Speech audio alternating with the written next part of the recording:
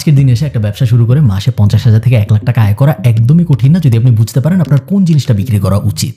Just কোন জিনিসটা এখন বিক্রি করা উচিত এবং কোন জিনিসটা আমি বিক্রি করব না, এই ডিসিশনটার উপরে ডিপেন্ড করে আপনার বিজনেস মাসে 10 টাকাও ইনকাম করতে পারে, 10 কোটি টাকাও ইনকাম করতে পারে। আমাদের পোর্টফোলিওতে যে 14-15টা কোম্পানি আছে, একদম ফার্স্ট গ্লোবাল থেকে শুরু করে হোয়াইট ক্লাউড থেকে শুরু করে ফারিগর থেকে যা যা আছে সব কিছুতে আমরা এই জিনিসটাই বোঝার চেষ্টা করি যে এই সময় মার্কেটে কোন জিনিসটা আমরা বিক্রি করব এবং কোন জিনিস আমরা বিক্রি করব না। এবং আজকে আমি আপনাদেরকে এটাই শিখাবো যে কোন জিনিস বিক্রি করব এইটা কিভাবে ডিসাইড করব। চলুন শুরু করা যাক। আচ্ছা, ব্যবসা জিনিসটা আসলে কি এটা তোমরা সবাই মোটামুটি জানি, তাই না? আমি কাউকে একটা প্রোডাক্ট বা একটা সার্ভিস দিচ্ছি, বদলে সে আমাকে টাকা দিচ্ছে। এই ট্রানজাকশনটা যে হচ্ছে এটাকেই তো ব্যবসা বলে। তাই প্রোডাক্ট ব্যবসা এবং সার্ভিস ব্যবসা দুইটা কমপ্লিটলি ডিফারেন্ট ব্যবসা। সার্ভিস ব্যবসা নিয়ে আমরা আজকে অত কথাবার্তা বলবো না, জাস্ট আমি আপনাদেরকে জানাই রাখি যে সার্ভিস ব্যবসা দুই ধরনের হয়। এক নম্বর হলো আমি একজনকে এমন একটা সার্ভিস দিচ্ছি যেই সার্ভিসটা সে নিজেও করতে পারে কিন্তু তার সময় নাই বা সে করতে চায় না দেখে সে করতেছে না। ফর এক্সাম্পল, আমি বললাম যে ভাই আমি আপনার বাসা ঝাড়ু দিয়ে দিব। আমি জানি যে আপনি নিজেও আপনার বাসা ঝাড়ু দিতে পারেন কিন্তু হয় আপনি দিতে চান না, আপনার সময় নাই, অথবা আপনি চান যে আপনার ওই সময়টা অন্য কোনো একটা কাজে আপনি ব্যয় করবেন এবং ওই জন্য আপনি আমাকে হায়ার করতেছেন আপনার বাসা যেন আমি ঝাড়ু দিয়ে দেই। এই টাইপ জিনিস, যেই টাইপ জিনিসে আমি যাকে সার্ভিস দিচ্ছি সে নিজেও ওই জিনিস করতে পারে কিন্তু সে করতে চায় না, এরকম সার্ভিসের সাধারণত ভ্যালু কম হয়। আরেকটা এক্সাম্পল হইতে পারে অর্গানিক সোশ্যাল মিডিয়া। আমার ক্লায়েন্ট নিজেও জানে যে সে নিজেও ফেসবুকে পোস্ট দিতে পারবে কিন্তু সে দেয় না কারণ তার সময় নেই, সে আমাকে হায়ার করলো আমি যেন তার হয়ে দিয়ে দিই। এগুলো সাধারণত লো ভ্যালু সার্ভিস। সো হ্যাঁ, ঝাড়ু দেওয়া এবং আপনার ফেসবুকে আমি প্রতিদিন পোস্ট করবো, দুইটা সেম টাইপ সার্ভিসই। আরেক ধরনের সার্ভিস আছে যেগুলো অ্যাকচুয়ালি আপনি যাকে দিব সে পারে না, এমন না যে তার সময় নাই দেখে সে করতেছে না, তার যদি অনেক সময় থাকতো তাও সে পারতো না কারণ তার ওই স্কিল সেটটাই নাই। আমি হয়তো তাকে একটা অ্যাপ বানাই দিব, আমি হয়তো তাকে একটা মার্কেটিং স্ট্র্যাটেজি বানাই দিব, আমি হয়তো তাকে একটা কঠিন এআই অটোমেশন সেট করে দিব, এমন একটা কিছু যেটা সে জানে তার দরকার কিন্তু তার ওই নলেজ বা এক্সপেরিয়েন্স বা এক্সপার্টিস নাই ওই জিনিসটা করানোর জন্য। এই টাইপ সার্ভিসেস বেটার কারণ এই টাইপ সার্ভিসে আপনি অনেক টাকা চার্জ করতে পারেন। যাক, আজকে আমরা সার্ভিস বিজনেস নিয়ে কথা বলবো না। সার্ভিস বিজনেস নিয়ে যদি আপনারা চান আমি কথা বলি আমাকে কমেন্টে জানাবেন, আমরা আরেকটা ভিডিও বানাবো এটা নিয়ে। আমি যদি চাই একটা প্রোডাক্ট বিজনেসে যেতে যেখানে আমি একজনকে একটা এরকম জামা দিব, বদলে সে আমাকে টাকা দিবে কারণ তার জামা দরকার এবং এই ট্রানজাকশনটার কারণে আমি টাকাটা পাবো, এই ধরনের একটা প্রোডাক্ট বেসড বিজনেসে যদি আমি যেতে চাই তাহলে আমি কিভাবে যাব? আমরা সবাই একমত যে আমাদের সবচেয়ে গুরুত্বপূর্ণ কাজ ঠিক করা বা বোঝা যে আমি আসলে কি দিতে চাই। আমি কি তাকে অ্যাকচুয়ালি জামা দিয়ে টাকা নিব, নাকি আমি তাকে মাইক দিয়ে টাকা নিব, নাকি আমি কলম দিয়ে টাকা নিব? বাংলাদেশে আপনি দেখবেন অনেক গুরু আছে যারা উইনিং প্রোডাক্ট কিভাবে খুঁজে বের করতে হয়, সিক্রেট ফর্মুলা কি বেচবেন এটা আমি আপনাদের খুঁজে বের করে দেবো, এই রিসার্চ করে ওই রিসার্চ করে, এরকম অনেক কোর্স টোর্সও আছে। কিন্তু বিষয়টা আসলে এত সিম্পল না। প্রোডাক্ট নিয়ে আপনি যদি ব্যবসা করতে চান তাহলে আপনার প্রথম কাজ যেটা সেটা হলো ফিগার আউট করা যে আপনি আসলে একজন ক্লায়েন্টের কি প্রবলেম সলভ করতেছেন।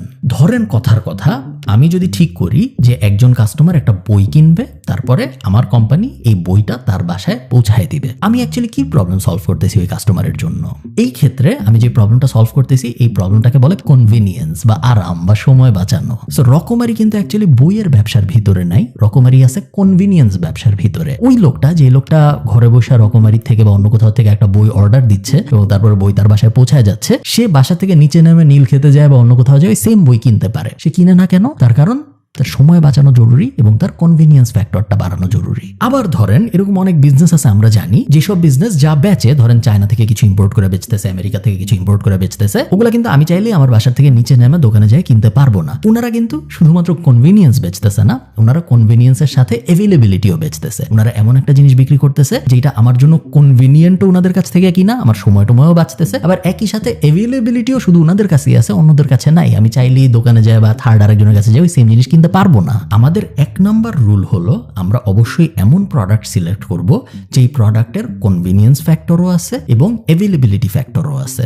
আমি যেটা করি এই স্টেজে, যখন আমি এখনো এক্সপ্লোর করার চেষ্টা করতেছি যে আমি কোন জিনিসটা বেচবো, আমি আমার কম্পিউটারে যাব, আমি chinasource.com.bd ওপেন করব, যেটা হলো চায়না থেকে কোনো একটা কিছু ইম্পোর্ট করা আমার বাসায় পৌঁছায় দেওয়ার একটা প্ল্যাটফর্ম, এবং আমি এখানে রাফ জিনিসপত্র সার্চ দিব বোঝার জন্য যে এই জিনিস নিয়ে আদৌ আমি আগাবো নাকি আগাবো না। সো ফর এক্সাম্পল ধরেন আমি ব্যাকপ্যাক লিখে সার্চ দিলাম জাস্ট বোঝার জন্য যে আমি ব্যাকপ্যাক নিয়ে আদৌ আগাবো নাকি আগাবো না। সো সার্চ দিলে chinasource.com.bd আমাকে বিভিন্ন অপশন দেখাচ্ছে যে এই ব্যাগের দাম 1059 টাকা, এই ব্যাগের দাম 1253 টাকা। আমি যদি এটা ক্লিক করি আমি দেখতে পাচ্ছি যে 750 টাকা হইলো প্রত্যেক কেজির ওয়েট ফি, অ্যাকচুয়াল প্রোডাক্টের দাম 1253 টাকা। যদি আমি একটা অর্ডার দিই, যদি আমি 200-র বেশি অর্ডার দিই তাহলে 1210 টাকা হয়ে যাবে এক একটার দাম। বাট আমি কখনোই শুরুতে একটা প্রোডাক্ট 200 পিস অর্ডার দিব না, আমি সবসময় 5, 10, 15, 20 এরকম অর্ডার দিব এবং বাকি বিস্তারিত আমি এখানে দেখতে পাচ্ছি যে আনুমানিক থেকে ওজন কত হবে ইত্যাদি ইত্যাদি। এই জিনিস আমি এই কারণে ওপেন রাখতেছি আমার সাইডে, কারণ আমি বোঝার চেষ্টা করব যখনই আমার মাথায় একটা রাফ আইডিয়া আসবে যে এই প্রোডাক্ট আদৌ ইম্পোর্ট করে আমি একই সাথে দুইটা জিনিস অ্যাভেলেবিলিটি ফ্যাক্টর এবং কনভিনিয়েন্স ফ্যাক্টর দুইটাই ফুলফিল করাতে পারবো নাকি। আপনি যখন এমন একটা প্রোডাক্ট পাবেন যেটার অ্যাভেলেবিলিটি ফ্যাক্টরও আছে, মানে সব জায়গায় অ্যাভেলেবল এরকম না, এবং একই সাথে কনভিনিয়েন্স ফ্যাক্টরও আছে, মানুষ চায় আমার সময় বাঁচে ওই জিনিস আমার ঘরে ডেলিভারি হয়ে যায়। নেক্সট আপনার যে জিনিসটার দিকে নজর দিতে হবে সেটা হলো এই ক্যাটাগরিটা কতটুকু এক্সপ্যান্ডেবল। ক্যাটাগরি এক্সপ্যান্ডেবল বলতে মেইনলি আমরা যেটা বোঝাই সেটা হলো যদি একজন মানুষ আমার এই ব্যাগটা কিনে, তাইলে এই সেম মানুষটাকে আমি আর কি কি জিনিসপত্র বিক্রি করতে পারবো আমার ওই সেম বিজনেসের ভিতরের থেকেই। এখন যিনি ব্যাগ কিনতেছেন সে তো চালও কিনে, সে তো মোবাইলও কিনে, সে তো ঘুরতেও যায় থাইল্যান্ডে। তার মানে কি এই যে আমার বিজনেসের ভিতরে যিনি আমার কাছ থেকে ব্যাগ কিনলেন তাকে আমি থাইল্যান্ডের ট্রিপও বেচবো, তার আমি চালও বেচবো, তার আমি ডিমও বেচবো? না, ক্যাটাগরি এক্সপ্যানশন বলতে আমরা বোঝাই সেম ক্যাটাগরির ভিতরে ভার্টিক্যালি আমি আর কি কি জিনিসপত্র বেচতে পারি, এটা ডিপে যায় আর কি কি বেচা সম্ভব। একটা অপশন হইতে পারে রিলেটেড প্রোডাক্টস দেখা। আমি নিচে নেমে আসলাম এবং আমি দেখতে পাচ্ছি যে আরো অনেক রকমের ব্যাগ আছে যেগুলো আমি দেখতে পারতেছি যে হ্যাঁ কেউ যদি ওই ব্যাগ কিনে তাহলে চান্স আছে সে অন্যান্য ব্যাগও কিনতে পারে, বা তাকে যদি আমি আরো 15-20টা অপশন দিই তাহলে খুবই ভালো হয়। সো আমি ব্যাগের ভিতরেই আরো কি কি ভেরিয়েশন আছে ওইটা একটা অপশন হতে পারে আমার। আরেকটা অপশন হতে পারে যে আমি এখন আর ব্যাগের ভিতরেই থাকবো না, আমি কোনো একটা এআই এ চলে যাব এবং তারপরে আমি এআই এর কাছে যা বলবো আমি বিজনেস ব্যাকপ্যাক এখান থেকে কপি করলাম এবং জেমিনের কাছে এসে আমি বললাম যে I sell men's business backpack on my website, what other products I can sell on my website which the same customers might buy.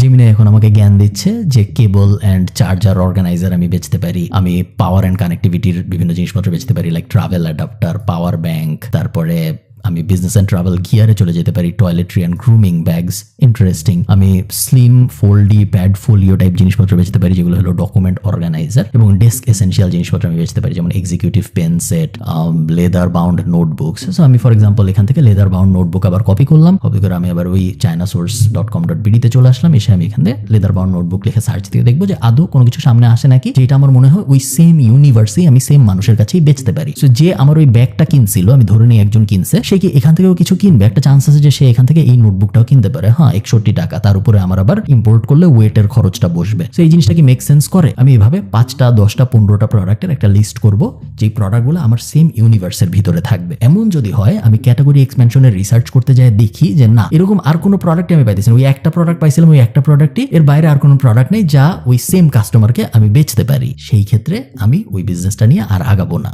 Next আমরা যে জিনিসটা করব সেটা হলো বোঝার চেষ্টা করা যে আমার এই প্রোডাক্টটা নিয়ে যদি আমি একটা বিজনেস লঞ্চ করি তাহলে এই বিজনেসের এক্সিস্টিং কম্পিটিটর কারা কারা হবে। এক্সিস্টিং কম্পিটিটর যদি কেউ না থাকে তার মানে এটা হইতে পারে যে ওই বিজনেস নিয়ে আগানো উচিত না, কারণ ওই বিজনেস নিয়ে আগেও অনেকে আগানোর চেষ্টা করছিল এবং তারপরে তাদের বিজনেস ফেল করছে, তারা অফ হয়ে গেছে। এক্সিস্টিং কম্পিটিটর না থাকা কিন্তু একটা খারাপ সাইন। হ্যাঁ, এটা একটা ভালো সাইনও হইতে পারে যে আপনি এমন একটা কিছু বাইর করছেন যেটা দুনিয়ায় আগে কেউ জানতো না, আপনি বাইর করছেন এবং আপনি লঞ্চ করতেছেন বাংলাদেশে, এই প্রোডাক্ট আগে আর কখনো কেউ আনে নাই, এটা হইতে পারে। এর হওয়ার চান্স অনেক কম। চান্স হওয়ার এটাই বেশি যে আগেও অনেক মানুষ চেষ্টা করছিল, তারা অ্যাকচুয়ালি পারে নাই। সো আপনি তো মনে হামুরি কোনো কুতুব না যে আগে কেউ পারেনি আপনি পারবেন। সো আমরা ধরে নিব যে যদি কোনো কম্পিটিটর না থাকে তাহলে ওই বিজনেসে না ঢোকাই ভালো। অ্যাট দ্য সেম টাইম এটাও সত্য যে কম্পিটিটর যদি অনেক বেশি থাকে তাইলে ওই বিজনেসে না ঢোকা ভালো, কারণ কম্পিটিটর যত বেশি তার মানে হলো আপনি তত বেশি মানুষের সাথে কম্পিট করতেছেন। এবং আমরা সোজা বাংলায় কমন সেন্সে বুঝি যে 2 জনের সাথে লড়াই করা সহজ নাকি 500 জনের সাথে লড়াই করা সহজ। অবশ্যই 2 জনের সাথে লড়াই করা সহজ। তো এমন যদি হয় যে এমন একটা বিজনেস আমি বেচতে যাচ্ছি যেখানে অলরেডি 500 জন একই জিনিস বেচে, ওই বিজনেসে আমি ঢুকবো না। কিন্তু আমি যদি এমন একটা বিজনেস দেখি যে হ্যাঁ 3 জন বেচে আরো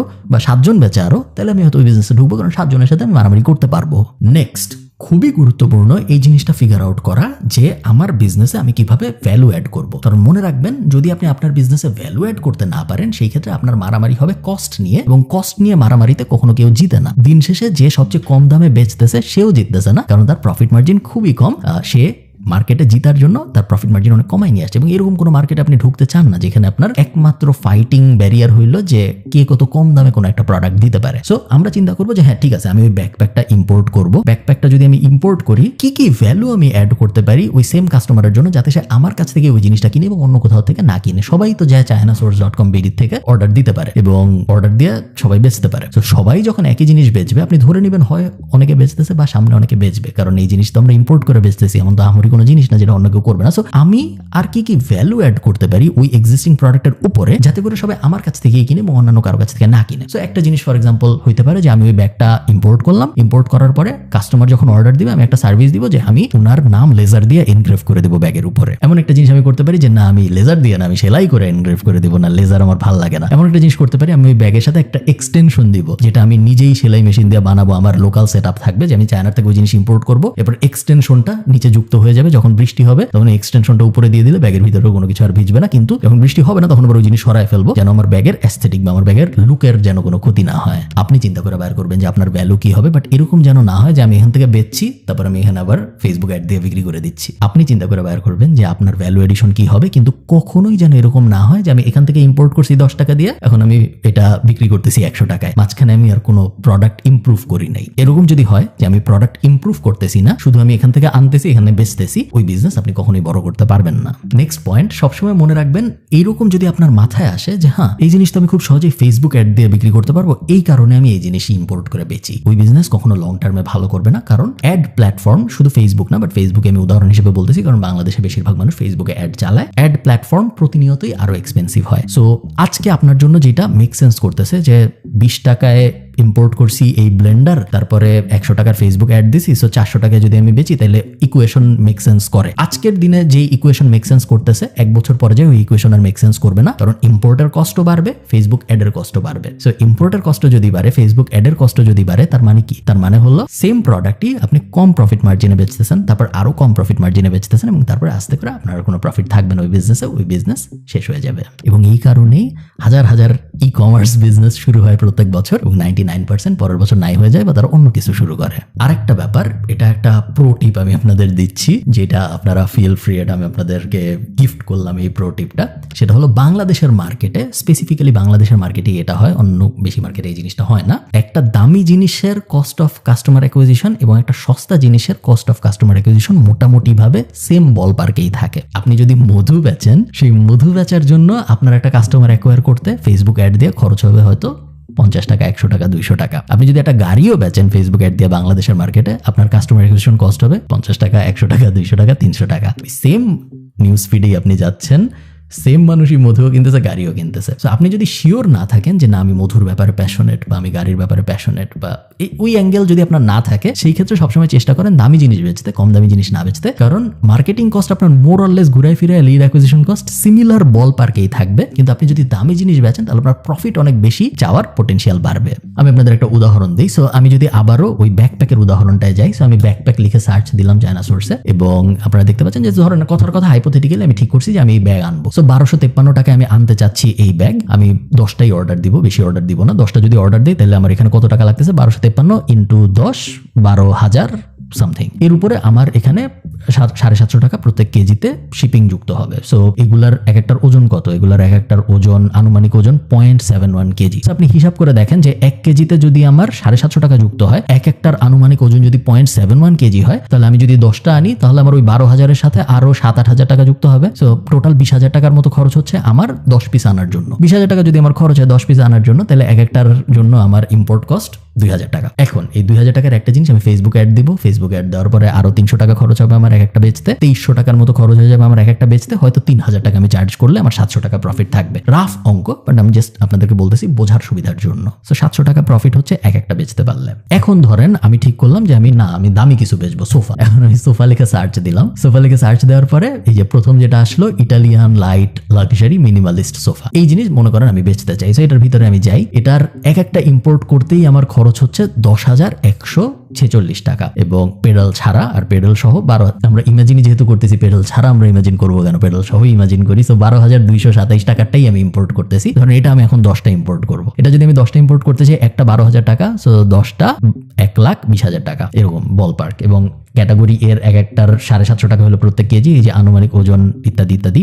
ওটা আনুমানিক, আমি বুঝতেই পারতেছি এটার ওজন এত কম হবে না। আমি ধরে নেই এক একটার রাফ এগেইন, এক একটার আমার ইম্পোর্ট করতে খরচ 12,000 প্লাস শিপিং টিপিং মিলায় এক একটার দাম আমার ধারণা হয়ে যাবে 17-18 টাকা। 17-18 টাকার জিনিসও আমার বেচতে ওই 500-1,000 টাকাই খরচ হবে ফেসবুক অ্যাডে। বাট সুবিধা যেটা, সেটা হলো আমি এখন এইটাকে 25,000 বা 30,000 টাকায় বেচতে পারবো। সেই সেম জিনিস যদি আমি 25,000 টাকায় বেচি ভার্সেস ওই ব্যাকপ্যাক যেটা আমি 700 টাকার মার্জিনে বেচতেছিলাম, আমার মার্জিন মার্জিন কত থাকে? এই ক্ষেত্রে আমার মার্জিন হয়ে যাবে 4,000 টাকা, 5,000 টাকা। সবসময় এই অঙ্ক সত্য না, বাট বেশিরভাগ সময় এই অঙ্ক সত্য বাংলাদেশের মার্কেটের জন্য। তো বাংলাদেশের মার্কেটে যদি আপনি নিশ্চিত না থাকেন যে আমি কোন জিনিস বেচতে চাই, সেই ক্ষেত্রে চেষ্টা করবেন একটু দামি জিনিস বেচতে, কারণ দামি জিনিস বেচলে আপনার বিজনেস বেশি প্রফিটেবল হবে। এই তো। এবং লাস্ট আমি যেগুলো বলবো সেগুলো মোটামুটি বেসিক, সেগুলো আমরা সবাই জানি যে খুব বেশি ইম্পোর্ট করব না আমরা শুরুতে। আমরা চাইলে ইম্পোর্ট না করেই ছবিগুলো দিয়ে ফেসবুকে অ্যাড চালায় দেখতে পারি যে মানুষ আদৌ মেসেজ দেয় নাকি। সেক্ষেত্রে আমাদের $5-10 প্রোডাক্ট টেস্টিং হয়ে যাবে, এবং যারা মেসেজ দিবে তাদেরকে আমরা বলতে পারি যে এই মুহূর্তে আমাদের পরবর্তী শিপমেন্ট আসে নাই, আপনারা ওয়েট করেন, শিপমেন্ট আসলেই আমরা আপনাকে মেসেজ দিয়ে জানাবো আসছে, তখন আপনি টাকা দিন, এবং তারপরে যাই আমরা অর্ডার দিতে পারি, আগে অর্ডার না দিয়ে। এরকম বিভিন্ন হ্যাক আছে যেগুলো মানুষজন ইউজ করতে পারেন, ওগুলো আমরা সবাই জানি, ওগুলো নিয়ে আমরা কথা বলবো না। সবসময় মনে রাখবেন যে আপনি কি বেচতেছেন এটা সবচেয়ে বড় ডিটারমিনিং ফ্যাক্টর আপনার ওই বিজনেস কত টাকা ইনকাম করবে সেটার। তো আপনি যদি ভুল জিনিস বেচেন, হয় আপনার বিজনেস টিকবে না, যদি আপনার বিজনেস টিকেও আপনি ওই বিজনেস থেকে অনেক বেশি আয় করতে পারবেন না, সো ওই জিনিস করা যাবে না। এরকম বিজনেস ভিডিও ভালো লাগলে আমাকে জানাবেন, তাহলে আমি সার্ভিস বিজনেস নিয়ে এই একই রকম আরেকটা ভিডিও করার চেষ্টা করব। ভালো থাকেন সবাই, টাটা।